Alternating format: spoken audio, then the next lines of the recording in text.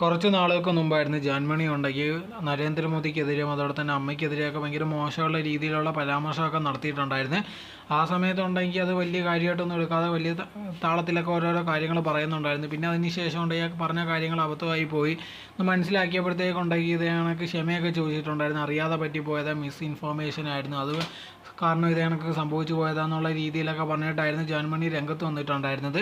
ആ സമയത്ത് തന്നെ ഉണ്ടെങ്കിൽ കേസും പരാതിയൊക്കെ ആയിട്ടുണ്ടെങ്കിൽ അറസ്റ്റ് ചെയ്യാനൊരു രീതിയൊക്കെ വരും എന്നുള്ള രീതിയിലൊക്കെ ആയിരുന്നു നിന്നിട്ടുണ്ടായിരുന്നത്. പക്ഷേ ആ സമയത്ത് പ്രത്യേകിച്ചൊന്നും നടന്നിട്ടില്ല. അങ്ങനെ ഇരിക്കുമ്പോഴാണ് ഇപ്പോൾ ലേറ്റസ്റ്റ് ആയിട്ടുണ്ടെങ്കിൽ ന്യൂസ് വന്നിരിക്കുന്നത്. ഇതിനെ തുടർന്നുണ്ടെങ്കിൽ ജാൻമണി അറസ്റ്റ് ചെയ്തെന്നുള്ളൊരു ന്യൂസാണ് വന്നിരിക്കുന്നത്.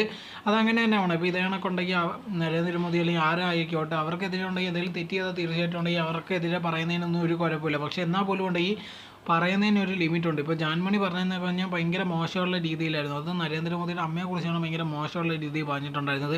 അച്ഛൻ മരിച്ചിട്ട് 1 വർഷം കഴിഞ്ഞിട്ടാണ് ഇത് കണക്കുണ്ടെങ്കിൽ നരേന്ദ്രമോദി ജനിച്ചതെന്നുള്ള രീതിയിലൊക്കെയുള്ള ഒരു പരാമർശമായിരുന്നു നടത്തിയിട്ടുണ്ടായിരുന്നത്. അത് എവിടുന്നോ കേട്ട ഒരു ന്യൂസ് വെച്ചിട്ടാണ് ഇത് കണക്ക് പറഞ്ഞത്. അതുകൊണ്ടെങ്കിൽ ഭയങ്കരമായിട്ട് മീഡിയയുടെ മുമ്പിൽ വന്ന ആൾക്കാരെ കേൾപ്പിക്കാൻ വേണ്ടി പറഞ്ഞിട്ട് അത് അബദ്ധമായെന്ന് അറിഞ്ഞപ്പോഴത്തേക്ക് ഇത് കണക്ക് ക്ഷമ വയ്ക്കുന്നതൊന്നും കറക്റ്റായിട്ടുള്ളൊരു കാര്യമേ അല്ല. എന്തായിരുന്നാലും ഇപ്പോൾ അറസ്റ്റ് ചെയ്യാന്നുള്ളൊരു വിവരമാണ് വന്നിരിക്കുന്നത്. ഇനി എത്ര നാളകത്ത് കിടക്കും അല്ലെങ്കിൽ പെട്ടെന്ന് വെളിയിൽ വരാൻ പറ്റുമെന്ന് അറിയത്തില്ല.